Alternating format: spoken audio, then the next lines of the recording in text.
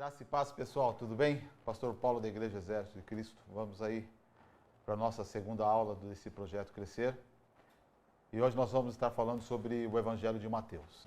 Primeiro, o Evangelho de Mateus é o primeiro livro do Novo Testamento e é um livro que ele era o principal evangelho utilizado pela igreja primitiva. Ou seja, ele era um livro que ele tinha uma característica judaica, porque esse livro, ele foi direcionado para os judeus, para os cristãos judeus da época.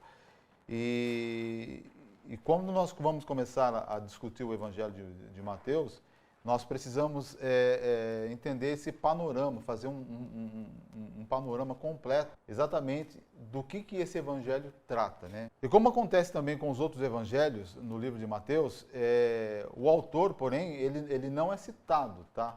Mas é dado quase que certeza que o Evangelho de Mateus foi escrito pelo próprio Mateus, pelo próprio apóstolo. Quem é Mateus? Mateus era o cobrador de impostos, chamado de Mateus Levi.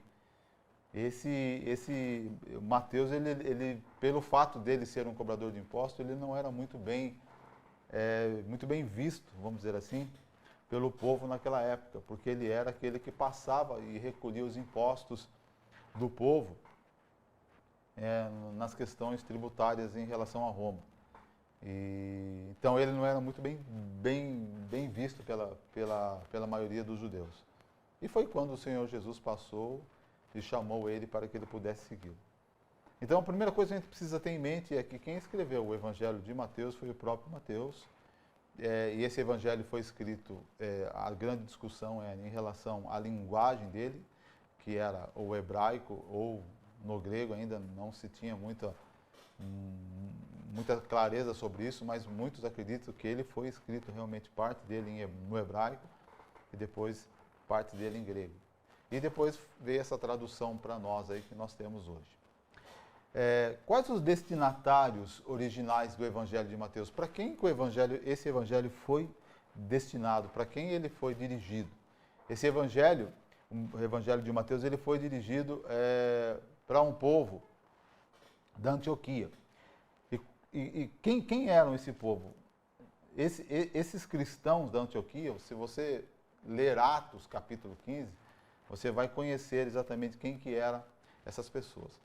E sobre isso, sobre quem eram os cristãos que o Evangelho foi dirigido, eu vou trabalhar isso numa outra aula, para explicar exatamente aonde fica a Antioquia, quem eram os primeiros cristãos, os judeus que habitavam ali, e por que o Evangelho foi direcionado e por que o público-alvo era exatamente a Antioquia. E é interessante que o Evangelho de Mateus ele é uma base para todos hoje, né? Para quem quer realmente ensinar a palavra de Deus, para quem gosta de dar aula, para quem quer ministrar, o Evangelho de Mateus é uma base muito interessante, né?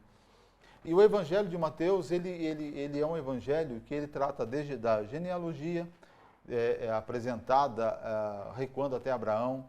A expressão Jesus, filho de Davi, aparece repetidamente, e a utilização do termo reino dos céus, ao invés de reino de Deus. Quando nós olhamos para isso, nós vamos ver essas características muito fortes no Evangelho de Mateus. E a data com qual esse Evangelho foi escrito, por volta de 60 a 70 depois de Cristo. E algumas coisas bem interessantes é o seguinte: por que é datada de 60 a 70 depois de Cristo? E mais precisamente ali entre 64 depois de Cristo. Porque o Evangelho de Mateus, na realidade, ele é um evangelho que ele foi baseado em um outro evangelho. Qual evangelho? É o Evangelho de Marcos. Por quê? Porque Marcos, ele foi o que ficou com Pedro em Roma, e Marcos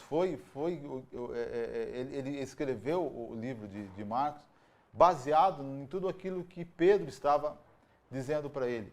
E a data dos dois evangelhos são muito próximos, né? Marcos e Mateus. Eu vou falar de Marcos na outra aula, vocês vão entender bem sobre isso. E Mateus, a base dele é o Evangelho de Marcos. E é interessante que se você pegar Mateus, Marcos e Lucas, Nós chamamos esses evangelhos de sinópticos. Por quê? Porque são evangelhos que são muito parecidos entre si. E aí nós vamos entender melhor isso quando eu falar sobre Marcos, quando eu falar sobre Lucas. Quais as características do evangelho de Mateus? Qual o seu propósito, o resumo? O propósito e o tema do evangelho de Mateus é tratar Jesus como filho, como Messias, o Filho de Deus. E aqui eu quero chamar um pouco a atenção, porque quando você lê Mateus, você vai ver uma característica judaica muito grande nisso. Por quê?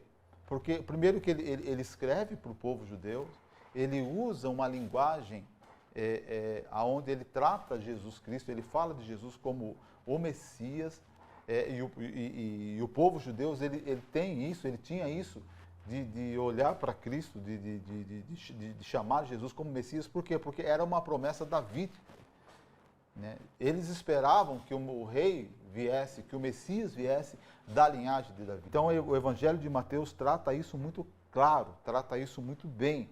E você vê que ele tem uma característica muito forte judaica.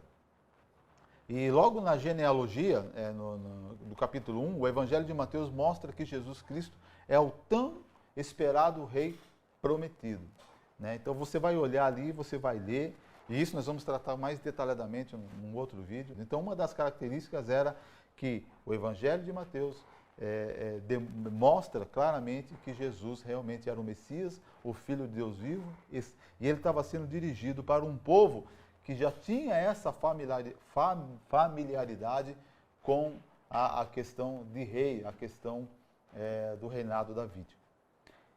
Então, é importante a gente analisar isso. E eu quero tratar isso agora, esse ponto, mostrando para vocês o esboço, bem assim, de uma forma resumida, e eu até vou ler aqui para eu não me perder, em relação ao Evangelho de Mateus. Preste bem atenção como que é esse esboço. Primeiro, do capítulo 1, do versículo 1 ao capítulo 2, versículo 23, contém a genealogia, o nascimento de Jesus e dados da sua infância e juventude. Então, a primeira parte do livro de Mateus vai tratar sobre o nascimento, sobre a sua infância e a sua juventude, que é do capítulo 1 ao capítulo 2, verso 23. O segundo ponto do esboço é a vinda do reino dos céus, que ele vai do capítulo 3, do verso 1 ao capítulo 7 até o verso 29, que fala de João Batista anunciando que Jesus é o Messias, fala do reino dos céus e também fala sobre a tentação de Jesus e o grande sermão da montanha. Eu creio que isso já é bem conhecido, né, no meio de todos, quando se fala da tentação, do sermão da montanha e do batismo. Então, o Evangelho de Mateus ele tem uma grande divisão, e esses são os esboços. O terceiro fala sobre as obras do reino dos céus, que vai do capítulo 8 até o capítulo 10, verso 42. E essa seção relata muitos milagres de Jesus Cristo e também mostra a missão do reino de Deus. E o ponto 4 é a natureza do reino dos céus, que vai do capítulo 11 ao capítulo 13, verso 58, onde Jesus explicou a verdadeira natureza do seu reino. Ele mostrou que não se tratava de um reino conforme as expectativas populares. Ou seja, o que ele está querendo dizer aqui? Quando você for ler do capítulo 11 ao capítulo 13, você vai ver que o povo judeu esperava um reino, só que um reino físico, um rei que viveria montado num cavalo, vamos dizer assim, no seu pomposo cavalo branco, que fosse libertar Israel das garras do domínio de Roma, que viesse tratar Israel, que viesse mudar Israel para que Israel viesse realmente ser uma nação forte. Só que Jesus Cristo, ele veio mostrar que não é isso. Ele veio mostrar exatamente que o reino dele é um reino espiritual. Então nós vamos entender isso do capítulo 11 ao capítulo 13. E também aí fala, nessa passagem, fala das parábolas do Senhor Jesus. 5 pontos. A autoridade do reino. Isso é tratado do capítulo 4 ao do capítulo 14 ao capítulo 18. Mais uma vez, milagres realizados por Jesus apontam para a sua autoridade como Messias.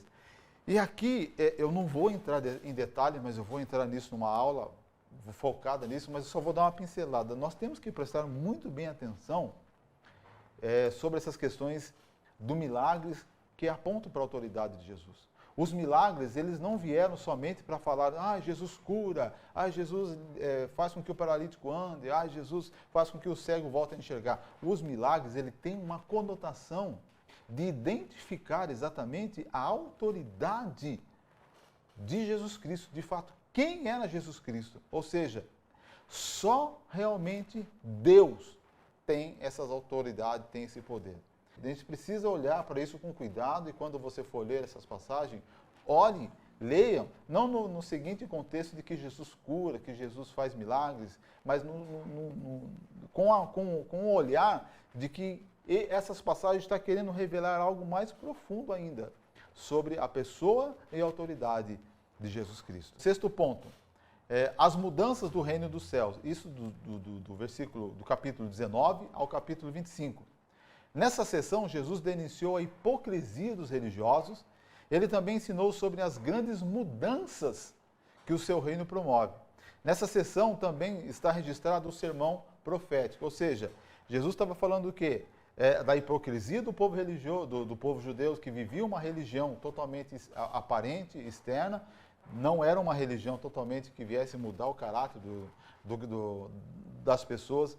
Ele fala também do sermão profético, e aqui nessa passagem de 19 a 25, vai tratar exatamente das questões da vinda do Filho do Homem, das dores que ele fala, dos ais que são apresentados.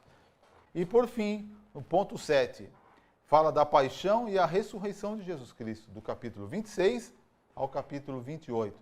Essa sessão relata com detalhes as aflições às quais Jesus foi submetido. Assim, ele é apresentado como rei vitorioso que ressuscitou. Ou seja, essas últimas passagens falam do triunfo do Senhor Jesus na cruz do Calvário. Então, esses são as apresentações do Evangelho de Mateus. Quem escreveu, a data, o propósito e as divisões do livro. E algumas curiosidades que a gente sempre traz aqui para poder mostrar para vocês. Uma delas dentro dos evangelhos, o Evangelho de Mateus é o que possui mais estilo judaico. Segundo, era o evangelho mais utilizado pela igreja primitiva, ou seja, principalmente para os discípulos. Uma outra curiosidade interessante é o evangelho que mais cita a frase para que se cumprisse o que fora dito. Então, quando você lê essa frase no Evangelho de Mateus, isso já vai levar você a pensar que é um evangelho que está tratando do Filho de Deus, do Messias, e vai levar as pessoas a analisar de que esse evangelho está tratando realmente das profecias que estão sendo cumpridas.